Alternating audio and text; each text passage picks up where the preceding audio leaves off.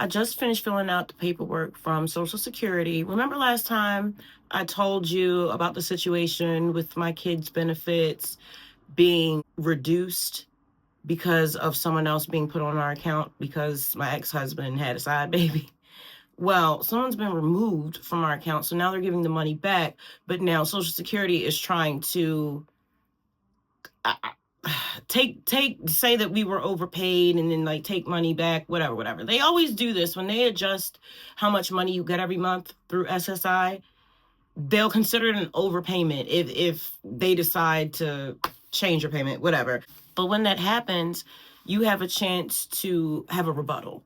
And I didn't know that last time that this happened because I was so stressed out about how I was going to make that money up because we're on such a tight budget.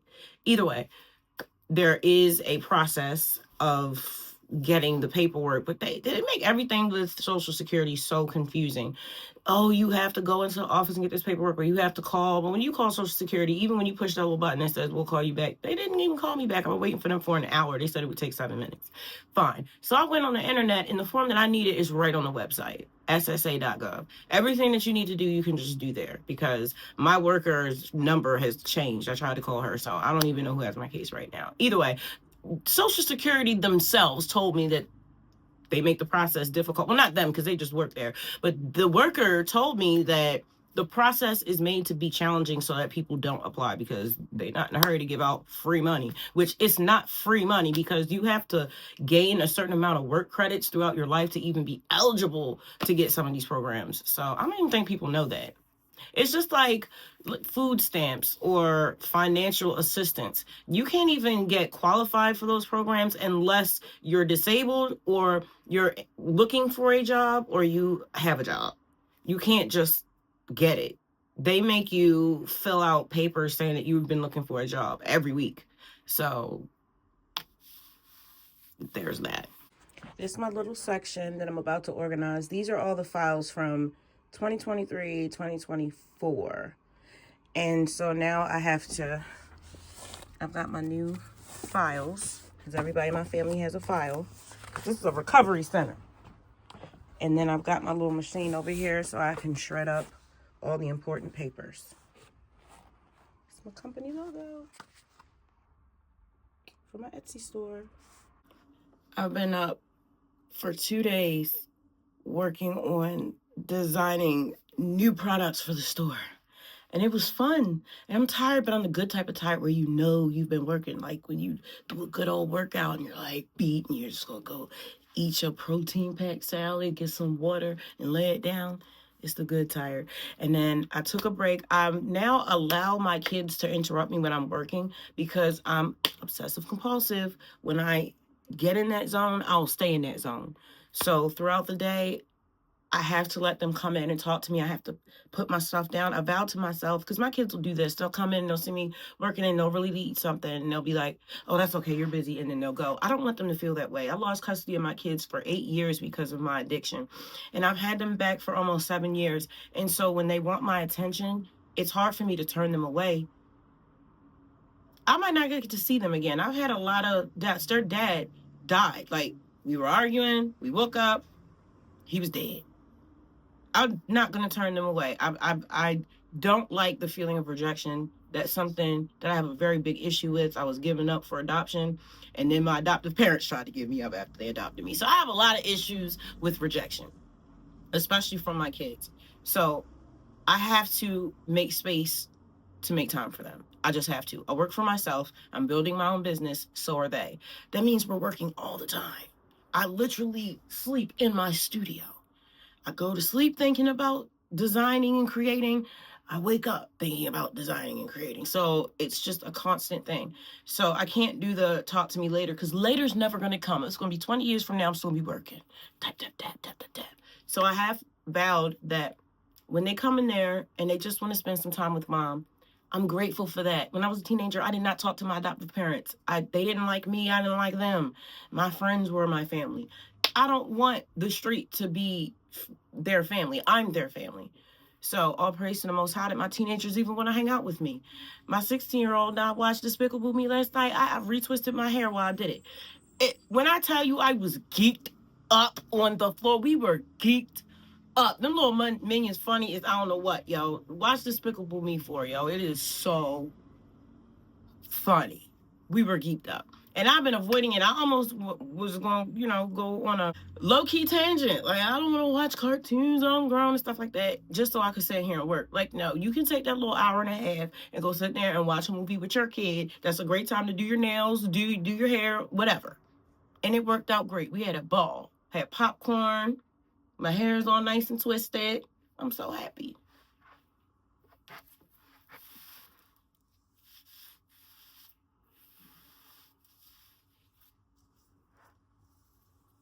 Not bad. Not bad at all. So now we have a side quest because I'm not putting this important mail in my mailbox. I'm going to walk to the post office and hand it to them.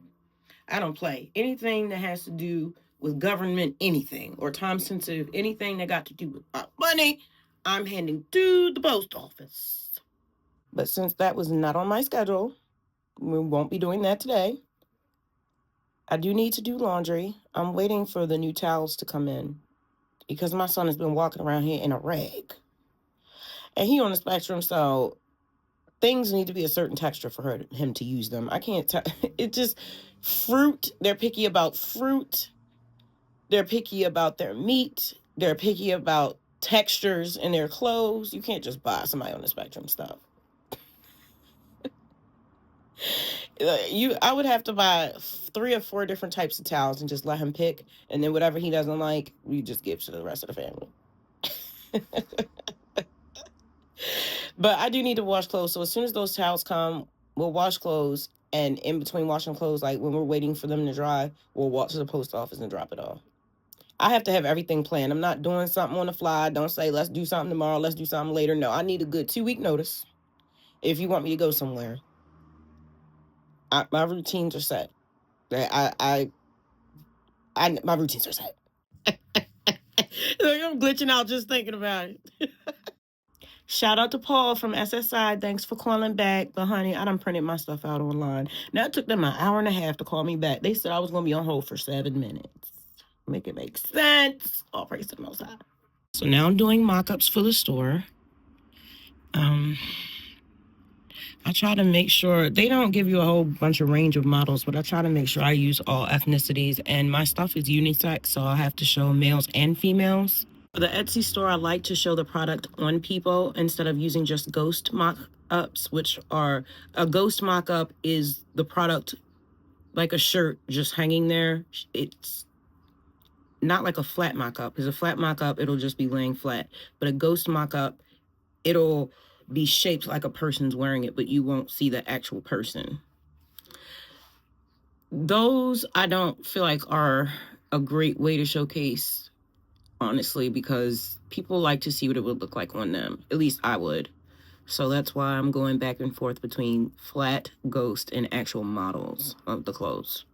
I'm learning so much. I designed 4 shirts that I can't add to my store because they are out of stock. It's like, how are you out of stock? This is what you do. You get older and you just realize that the world don't work on your time. Emergencies are only emergencies to you. It's not even an emergency to the emergency staff. I can't tell you how many times I've had an ambulance pull up and they had an attitude. What's going on? What do you mean what's going on? I'm dying. That's what's going on. Nothing happens on time. Everything costs more than what you expect it to cost. And a lot of these people don't care about their job. I just keep thinking about the quality of the stitches. I just want everything to be perfect, but life is not perfect. But people expect you to be perfect when you do things. And I'm expecting these people to be perfect, but at the end of the day, they are just people going to a job. And I'm wondering, is this somebody new printing out my stuff? Do they have an attitude? Do they not care that this is going to someone's customer base? Are they proud of their jobs where they're at? Are they going in every day really caring about the quality of what they're doing? I don't know. It's a little scary having your own business when there are so many middlemen that don't have the passion that you do. But we just gotta trust the process, honey. It's kind of like putting flaxseed in that lentil loaf. Yes, it looks a little watery at first, but you gotta trust that that lentil burger is going to be nice and firm, and that flaxseed is going to do its job. I always did this when I mailed off stuff ever since I was a kid. Do you send letters anymore? I'm actually really good at writing cursive because I would get grounded a lot when I was a child because I was disrespectful for basically having an opinion or speaking or ever being right. So I would be grounded in my room for just like days and weeks, especially in the summertime, and I would just have to watch everybody else play. But while I was in there, I would be reading and writing just like over and over and over again on college ruled sheets of paper from the top to the bottom. And I did that for years. You know, I was always in the house by myself or outside in the woods. My adoptive parents worked all the time. So I was always by myself. That's probably why I'm so comfortable to be by myself now because I always was. Didn't have friends, anything like that. And when I did have friends, they weren't really my friends. They were like frenemies, but not on my end. I thought we were actually friends, but they would just do stuff to disrespect me, like to my face.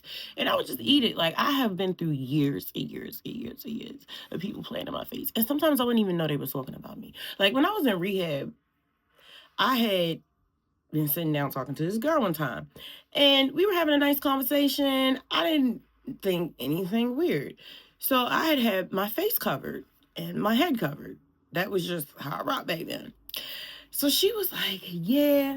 And when she get back here, I'm going to tell her, I don't even know why she be walking around with her face covered. It's not like she's even that pretty. When she get here, I'm going to tell her right to her face. And I was just sitting there like, yeah, it's crazy. It's so, wow. Blah, blah, blah. Went on about the conversation. When I tell you it wasn't until like 4 days later that I was in the middle of a meeting thinking about something that had nothing to do with it, and I realized that she was talking about me. Because it took that long for my brain to think about 4 or 5 other situations and bring all the data together and line it up and realize that it was her talking about me. What? To me, without me knowing in the moment. This is like not the first time that this happened. Like how can you be so intelligent and so dense in certain environments? And that's what it is. Like I'm just, girl, it's just some people's intentions or whatever, like whatever it is, like they cloaked. Like I just used to be seeing people, I guess maybe from their potential and not from their actual state. And that's a problem. I'm not like that anymore, I don't think. But I wouldn't really know because I'm not really around anybody but my kids. I don't think I'm like that anymore. I hope I'm not. I don't think I am because I don't respond to people in the way that I used to. So, I don't know. I think I'm probably still the same. All right. Peace be with you. See you later. All right. I love you. Love you too. So, I ordered that exercise bike from Deer Run. It's an exercise bike specifically designed for women. When I looked on Amazon, which is where I buy most of my stuff, which is about to stop because their quality has gone down, and I don't trust them as a company anymore, honestly. When I looked on there, because I was originally going to get one of those walking machines where you just walk, all of them had belting issues. All of them. I'm talking about, I looked at 13 different companies, and they all had complaints about the same stuff. The motor stopped working, I plugged it in, it didn't work. Whatever. So that's when I started to look for people who only design exercise equipment. And that's when I found Deer Run. And I liked that this was designed for women. I liked the price. I liked the whole structure. And then that's when I decided to go ahead and get a bike because I would rather walk outside. I went for a walk one day and felt so invigorated that I decided that I would walk outside so I could get closer to nature, and I would do the bike inside the house. Since I can't go to a gym, I'll make an exercise area in my house. This exercise is good for our mental health and our physical health, so it's necessary. Either way, it's taken them a while. Let me see. I made the order maybe 5 days ago, but I haven't gotten an update on the tracking. Well, they tell you to use the shop app, to track your order. When I went to do that, they wanted too much information. I didn't trust it. I didn't want them connected to anything I got going on. So I just reached out to Deer Run and I said, I hope you're well. I'm reaching out to check the shipping status of my order. I don't trust the apps. Thanks. God bless. I have to advocate for myself a lot, and I've gotten very good at it. I have to speak up. There's been fees I've gotten taken off for like overdrafts with my bank because I advocated for myself. I'm about to get SSI, not to take money back for that overpayment because I can advocate for myself, and it took me a while to get here. But once I know that something is going to affect my family, oh, no. Mouths are being open. Solutions are being found. Well, there's nothing that I can do about them being out of stock with those shirts. I'm going to have to put them on a different product. I have to choose what shirts I'm going to order. And this time, I'm going to look at where they ship from and choose from that. Possibly. So I'm going to spend a few hours designing. I haven't had any coffee. What time is it? It's almost 1. I'm not sure what I'm going to do for food today. I'm not really hungry. I'm going to do a coffee soon and hop in the shower. I've been pushing my showers back later and later because I get up and I just start working. I'm going to design some more stuff today and upload it to the store. And then tomorrow I've got deliveries coming today too. So I have to make sure to get those. And then the towel should be here tomorrow. And then so Wednesday we'll do laundry. Okay.